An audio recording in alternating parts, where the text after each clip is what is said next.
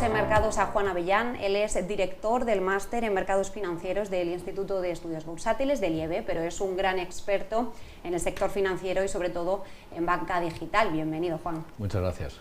Tenemos que hablar y mucho de la banca y del papel que ha tenido durante la pandemia. Ha sido un papel clave donde ha sacado además toda la artillería pesada, con las moratorias, adelantando el pago incluso de la prestación por desempleo, llegando a un acuerdo con el SEPE para adelantar los ERTE, y también, sin duda, la gestión que ha tenido con los créditos avalados por el Estado a través del ICO.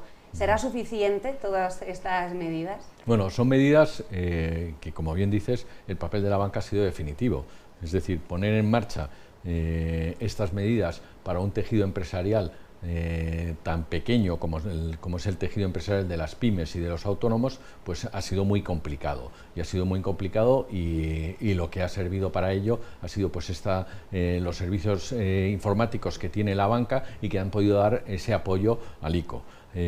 Además, el apoyo que han dado financiero. Tengamos en cuenta que la banca asume el 20% de esos créditos.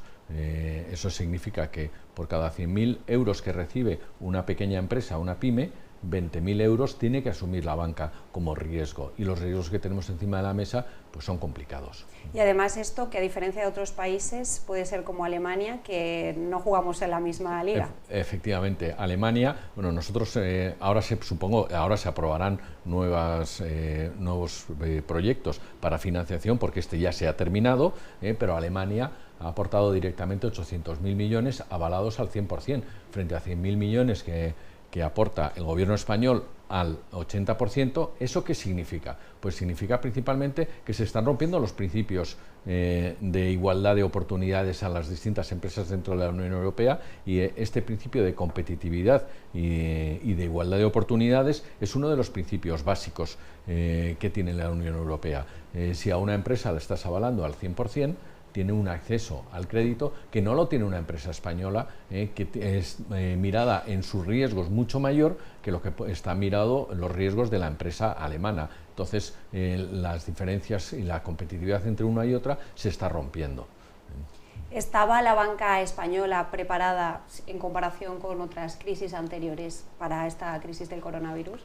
La banca estaba infinitamente mucho más preparada. La banca estaba más preparada, las empresas menos endeudadas y las familias menos endeudadas. El que estaba más endeudado era el Estado, pero la banca había hecho sus deberes, había solventado ya la anterior crisis, había asumido casi 400.000 millones de euros en crédito promotor y constructor que tenía, se ha quedado con 100.000 millones de euros en crédito promotor, que ese crédito ya es bueno, pero ha amortizado 340 y pico mil millones de euros crédito promotor y constructor a base de absorción de bancos, se han perdido bancos por el camino, y sobre todo va contra la cuenta de resultados. Se ha conseguido llegar a unos índices de morosidad en la media europea, con lo cual el saneamiento de los bancos ha sido realmente importante.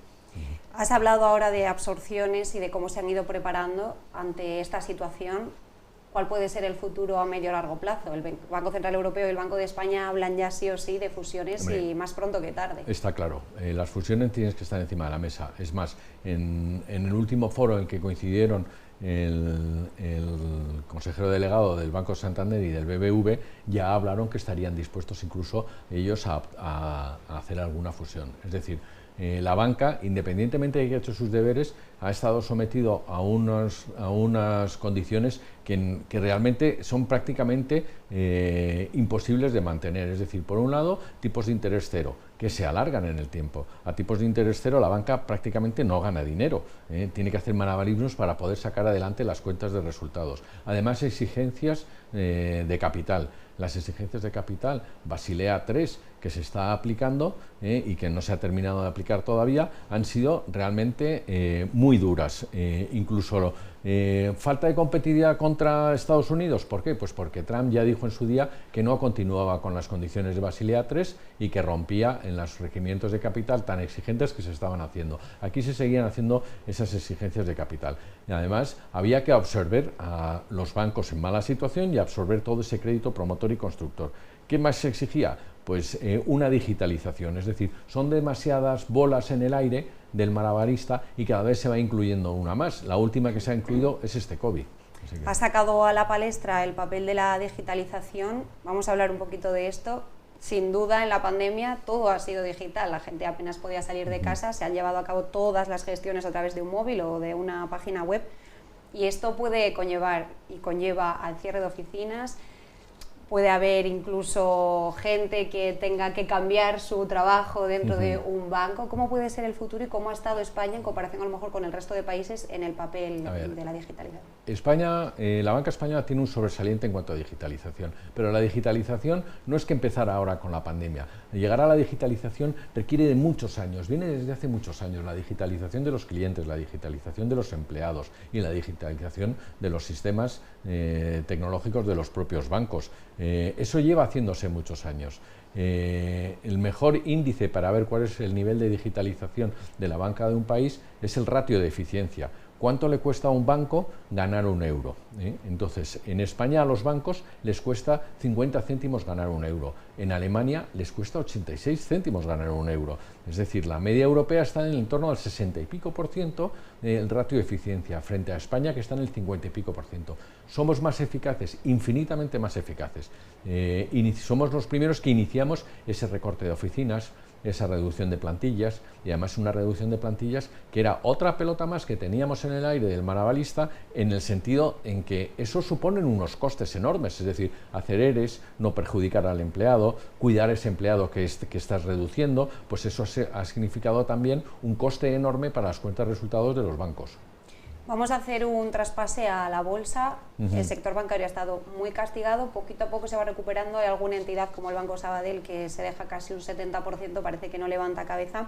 ¿Cuál podría ser el escenario a medio y largo plazo? ¿Hay esperanza? Vale, sí hay esperanza y desde luego tienen un castigo. El valor sobre libros de los bancos españoles es realmente ridículo, Es más, habrá que defender que no quiera entrar bancos de fuera a comprar bancos españoles. El problema que tenemos es esos cuatro elementos que habíamos dicho. Uno de los más importantes es los tipos de interés cero. Eso ha lastrado directamente, pero directamente la rentabilidad de los bancos. Las dotaciones que tienen que hacer frente a la morosidad y las que van a venir. Eso se traduce directamente en que tiene que haber fusiones. Y tiene que haber fusiones y las veremos inmediatamente. No sé si se están ahora mismo negociando o qué es lo que va a ocurrir. No sé si va a ser suficiente fusiones del estilo de Liberbank, Unicaja o Ibercaja, etcétera, etcétera, de fusionar pequeños, pero desde luego sí que vamos a tener que ver verdaderas fusiones y un nuevo mapa de bancos en España. Va a arrancar el mes de julio y vuelve a haber resultados. Ya en el primer trimestre hubo provisiones millonarias. Sí. ¿Cómo puede ser el escenario ahora cuando ya sí se puede hacer realmente un poco el balance de la pandemia, que en el primer trimestre, con apenas 15 días de marzo, fue un poquito más difícil? A ver, las provisiones van a estar encima de la mesa. La morosidad la vamos a encontrar y está a la vuelta de la esquina en España y en Europa. Ya hemos encontrado situaciones difíciles en Sudamérica y nos vamos a encontrar con una morosidad. Por eso los bancos ya están haciendo sus dotaciones y están provisionando de una forma importante. Hace poco acabamos de ver los 2.000 millones del Banco de Santander. ¿Esto qué implica? Pues implica cierta responsabilidad. Si ellos están ya haciendo esas provisiones, ¿por qué no vas a poder repartir dividendos? Volviendo a tu pregunta de antes, ¿por qué no se puede repartir dividendos? Hay que dejar también cierta libertad a los bancos. ¿En qué sentido? Pues que si los bancos han hecho sus deberes y están funcionando algunos de ellos, pues tendrán que defenderse esa falta de precio en el mercado, es decir, esas caídas tan importantes que han tenido en su valor en bolsa, se tiene que compensar con unos dividendos, y hay bancos que sí que pueden realizar esos dividendos. El hacer café para todos, pues está una vez más están soportándolo los bancos frente a otros sectores diferentes donde no tienen esas restricciones de dividendos, donde están pasando lo regular también, pero sí pueden seguir dando dividendos. Es decir, tiene que ser realmente un ejercicio de responsabilidad, y los bancos han hecho ese ejercicio de responsabilidad ya haciendo sus dotaciones. Lo que no puede ser es que todos igual y nadie pueda repartir dividendos. El banco que está bien debería dejarle de repartir dividendos. ¿Por qué? Pues porque al fin y al cabo el inversor en banca, el que está invirtiendo en banca, está invirtiendo a medio o largo plazo principalmente. Es decir, tener acciones de BBV, Santander, La Caixa, que son unos bancazos, en el medio largo plazo. Sabemos que en cuanto pase esta pandemia y veamos un pequeño atisbo de subida de tipos de interés, aunque sea mínimo, pues las rentabilidades que van a haber en bolsa van a ser importantes. A modo de conclusión, y ya que ha sacado a la palestra el tema de los dividendos, ¿ha sido el Banco Central Europeo muy exigente con esa recomendación casi obligatoria de no pagar dividendo, de reducir el bonus, de esperar al año que viene? A ver, es obligatoria, si no, no se hubiera hecho. Yo creo que el ser tan estricto en la legislación, bueno, pues nos resta competitividad frente a Estados Unidos, que es donde tenemos que mirar los bancos europeos. Habría que haber dejado libertad, y para eso está el Banco de España, para llevar un seguimiento y ver qué banco ha podido o no ha podido, o es descabellado repartir dividendos. Entonces, si tú puedes repartir dividendos, significa que vas mejor que el resto de bancos, que has hecho tus deberes, que te has digitalizado, que ya llevas un tiempo cerrando empresas, que has reducido tu plantilla, que estás mirando tus costes y que estás funcionando. Y si estás funcionando, aunque este año no tengas dividendos, ¿por qué? Pues porque has tenido que hacer una serie de provisiones, pero tu estructura de balance te lo va a permitir. Si te lo permite hacerlo, ¿por qué no lo vas a hacer? Y entonces estás salvando al inversor, que también hay que mirar por el accionista. Entonces yo creo que así que ha sido muy exigente, como siempre, el Banco Central Europeo. Muchas gracias, Juan Avellán, por acompañarnos hoy, y nosotros nos despedimos. Pueden seguir informándose en mercados.es. Muchas gracias a vosotros.